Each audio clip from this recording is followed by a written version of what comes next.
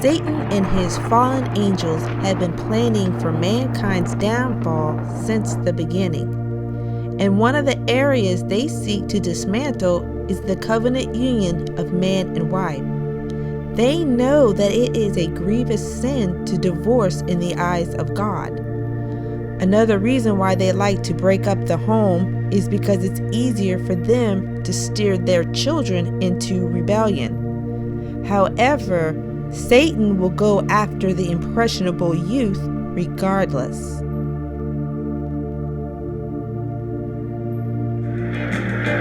These kids may not look like it, but they are the leading edge of a youth rebellion, a movement that would ignite one of the most powerful and pervasive cultural shifts in United States history.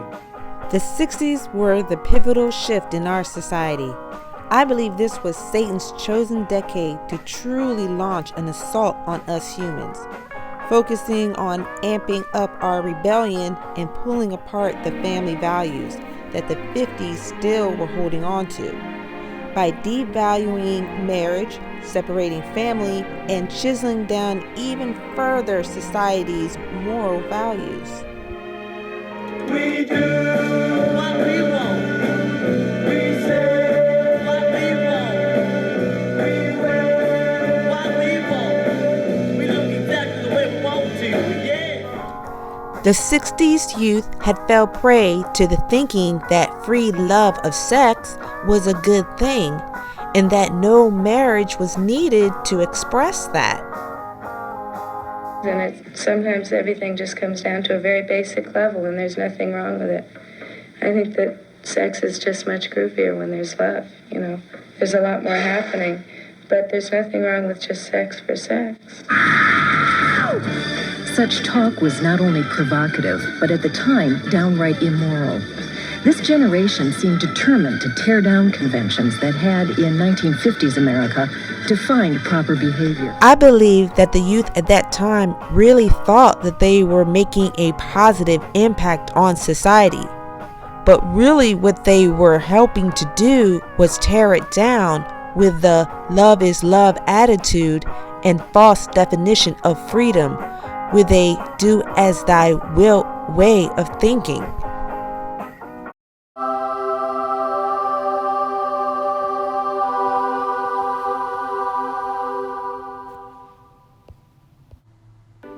There was a time that society took marriage extremely serious, so much so that even breaking a marriage engagement could be brought to the courts, not to mention tarnish your name.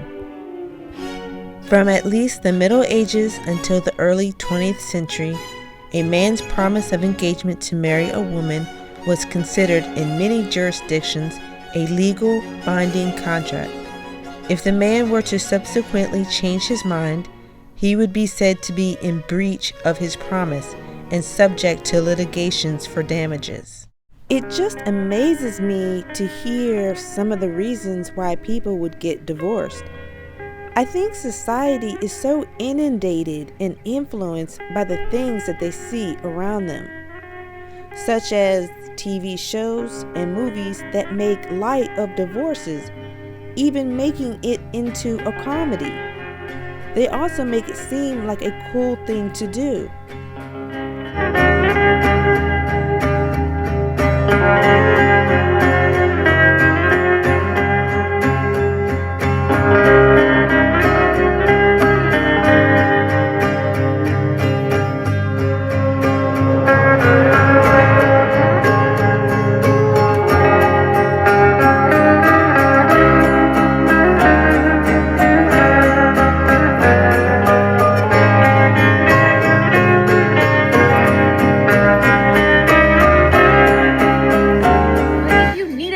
On throwing a divorce party, ask these two. The affair was decked out with customized photos, a Just Divorced getaway car, and fortune cookies that read, eat, drink, and remarry.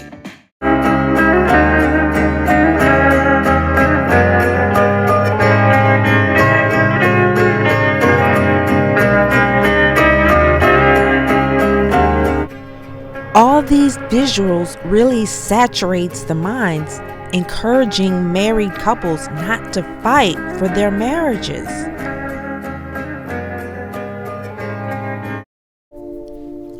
As a massage therapist, I've acquired regular clients, and as a result, I built a good rapport with a lot of them. Some of them would share things about their divorces. One of my clients had shared how she was divorcing her husband because he wasn't working at the time, which had led her to want to divorce him. She also shared that she had a new love interest from a guy that she worked with. And as I was massaging her, and as she was still telling me about her love interest and divorce, I saw a demon manifest itself out of the side of her torso as she was laying face down during the massage. So I know that her marriage is being attacked by demons.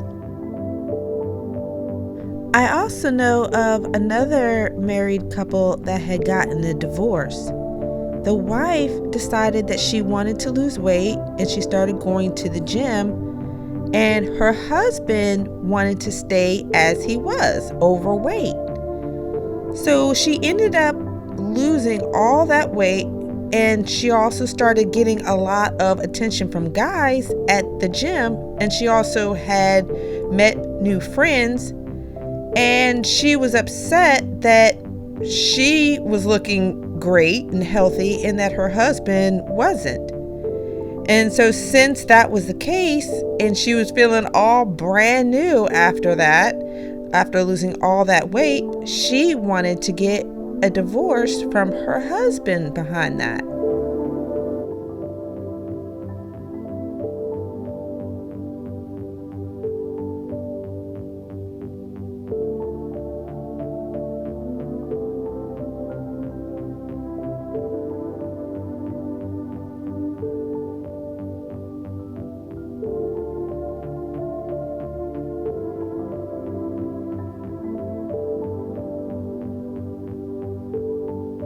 Last September, Courtney Walden and her husband Mitch were sitting by a campfire. They'd only been married for 2 months. The fire was dying out, so her husband threw gasoline on it, setting her ablaze. 27-year-old Courtney was rushed to the hospital with severe burns all over her face and 40% of her body. Courtney claims her husband left because he couldn't deal with her injury. Even though it was an accident, I have yet to receive, "I'm sorry that I changed your life," within a few seconds. I don't know exactly what I would be apologizing for because it was an accident.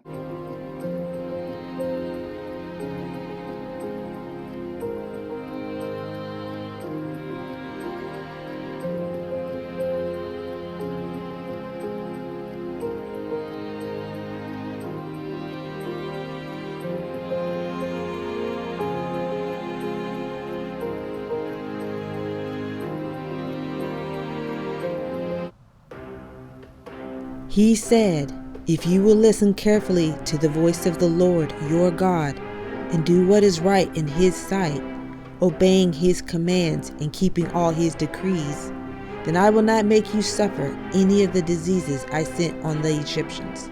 For I am the Lord who heals you."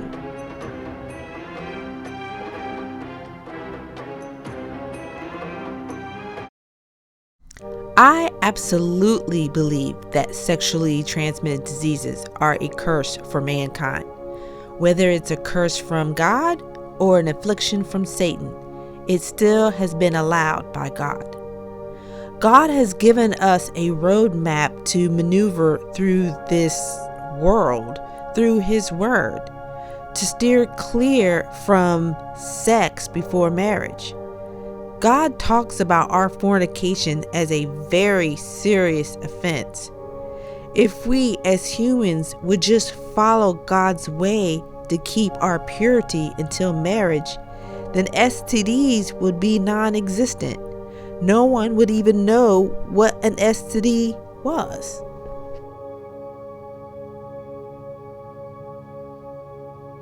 God has put plenty of plagues on people in the Old Testament. He even told them about the afflictions that would occur to them. Those same afflictions are still upon mankind today. This is why the purity of marriage is so important. Satan and his devils work relentlessly to prevent and destroy marriages that are covenants before God. That's why we can never lose sight of the enemy and always keep Jesus in the center of our life and marriages.